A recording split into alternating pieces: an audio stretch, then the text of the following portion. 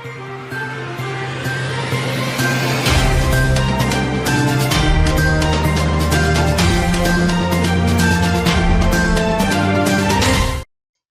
முக்கிய நிகழ்வுகள்.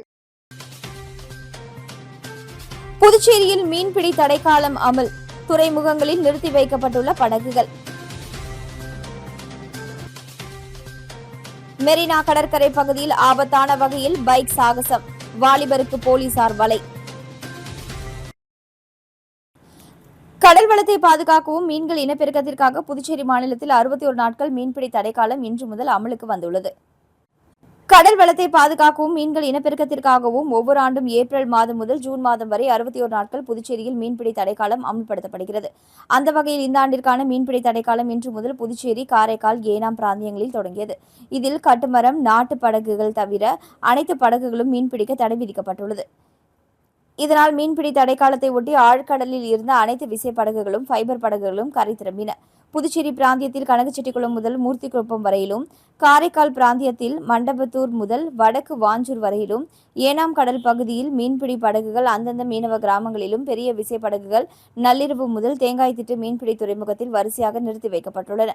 நூற்றுக்கணக்கான படகுகள் கடலுக்கு செல்லாததால் இந்த நாட்களில் ஓய்வில் உள்ள மீனவர்கள் தங்களது விசைப்படகுகளையும் வலைகளையும் சீரமைக்கும் பணிகளில் ஈடுபட தொடங்கியுள்ளனர். மேலும் மீன்பிடி தடைக்காலம் காரணமாக கேரளா, கர்நாடகா உள்ளிட்ட அண்டை மாநிலங்களில் இருந்து மீன்கள் இறக்குமதி செய்யப்படும் நிலை ஏற்பட்டுள்ளது.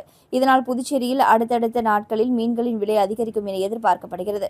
அதேபோல் மாகே பிராந்தியத்தில் வருகின்ற ஜூன் 1ஆம் தேதி முதல் ஜூலை 31ஆம் தேதி வரை மீன்பிடி தடைக்காலம் அமல்படுத்தப்படும் என மீன்வளத்துறை தெரிவித்துள்ளது.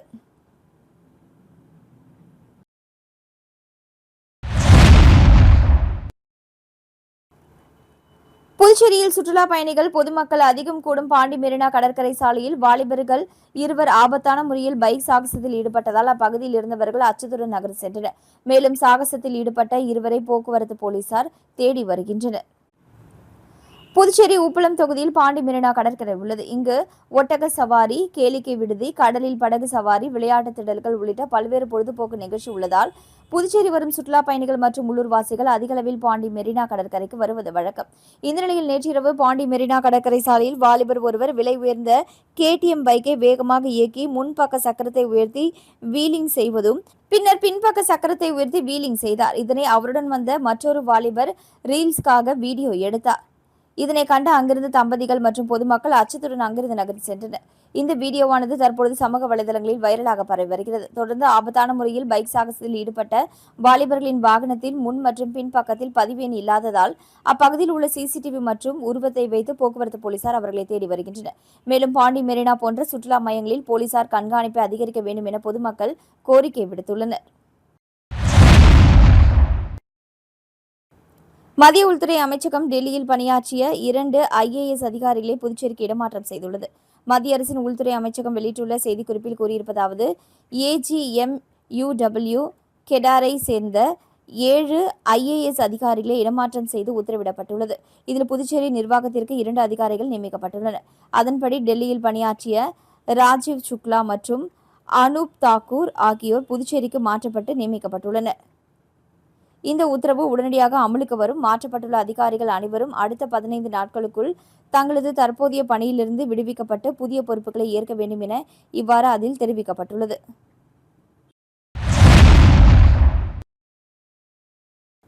புதுச்சேரி பாஜக மாநில பொறுப்பாளர் உடல்நலம் பெற வேண்டி பாஜக மாநில தலைவர் ராமலிங்கம் தலைமையில் பாஜகவினர் மணக்குள விநாயகர் ஆலயத்தில் சிறப்பு பூஜை மேற்கொண்டனர்.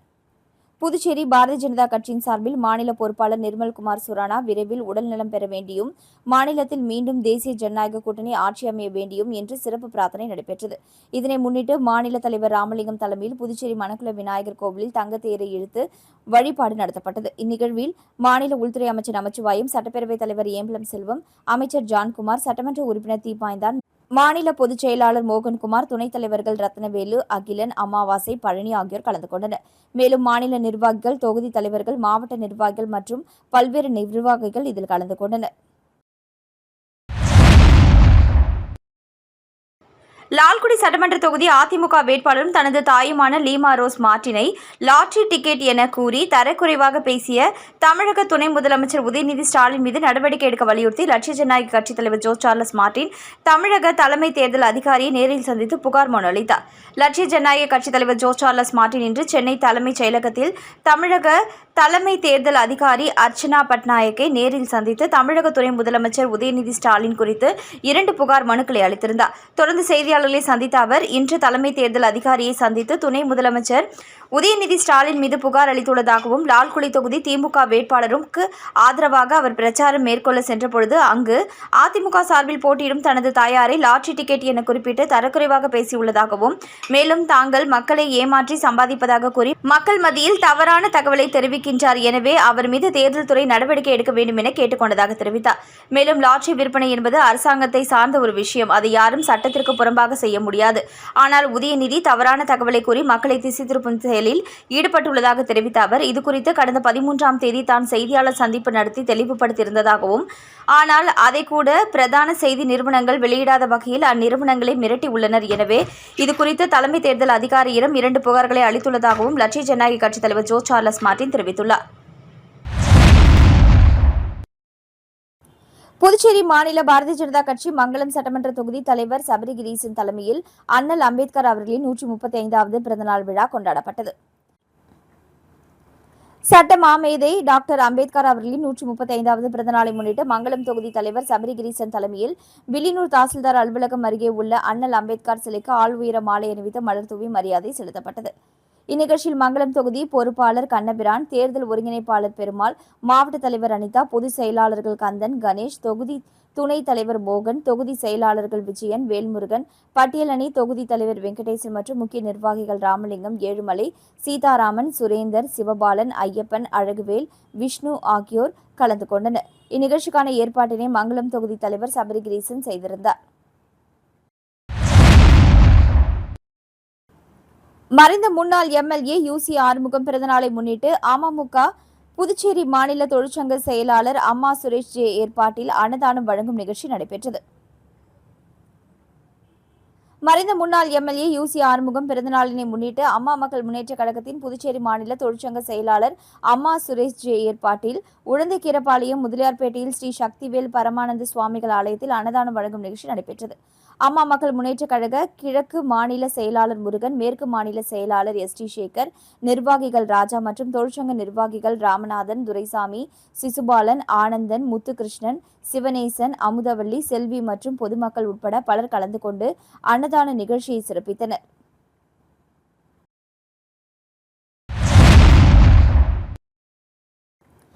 விடுதலை சிறுத்தைகள் கட்சி கல்மேடுபேட் முகாம் சார்பாக சட்ட மாமேதை புரட்சியாளர் அம்பேத்கர் அவர்களின் 135ஆம் ஆண்டு பிறந்தநாள் விழா கொண்டாடப்பட்டது.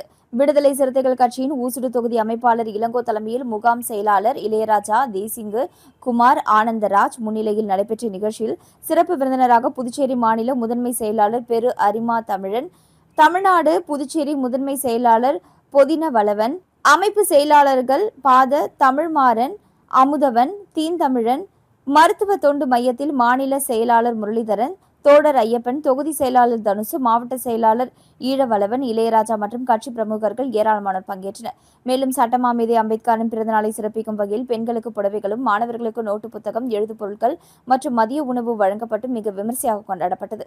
இதில் ஊர் பொதுமக்கள் மற்றும் இளைஞர்கள் ஏராளமானோர் பங்கு பெற்றனர்.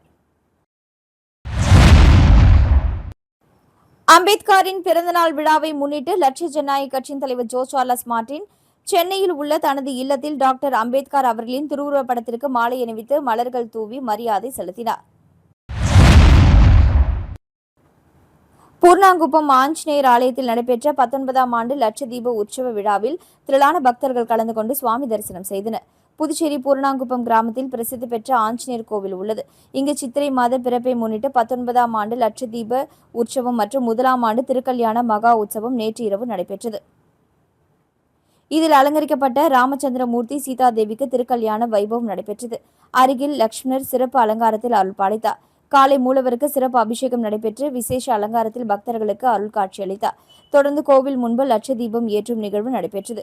இதில் ஏராளமான பெண்கள் பக்தியோடு தீபம் ஏற்றி சாமியை வழிபட்டனர். தொடர்ந்து நடைபெற்ற திருக்கல்யாண உற்சவத்தில் ஏராளமான பக்தர்கள் கலந்து கொண்டு சுவாமியை வழிபட்டனர்.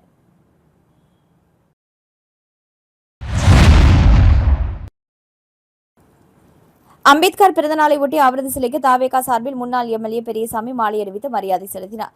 புதுவை மாநிலம் நெட்டப்பாக்கம் தொகுதி மடுக்கரையில் அமைந்துள்ள அம்பேத்கர் சிலைக்கு தமிழக வெற்றிக் கழகம் சார்பில் முன்னாள் எம்எல்ஏ பெரியசாமி சிலைக்கு மாலை அணிவித்து மரியாதை செலுத்தினார். சட்டமாமேதை அண்ணல் அம்பேத்கர் அவர்களின் பிறந்தநாளை ஒட்டி நெட்டப்பாக்கம் தொகுதியில் சிறப்பாக கொண்டாடப்பட்டது.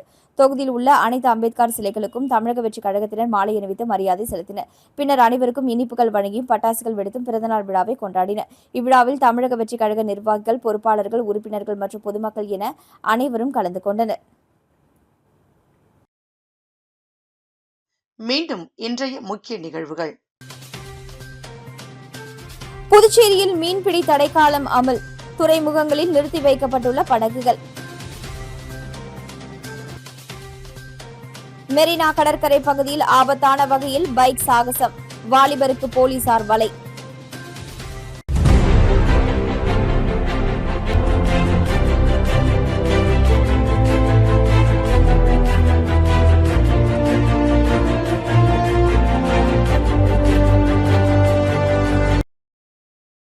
செய்திகளை உடனுக்குடன் தெரிந்து கொள்ள மெட்ரோ யூடியூப் சேனலை சப்ஸ்கிரைப் செய்யவும்.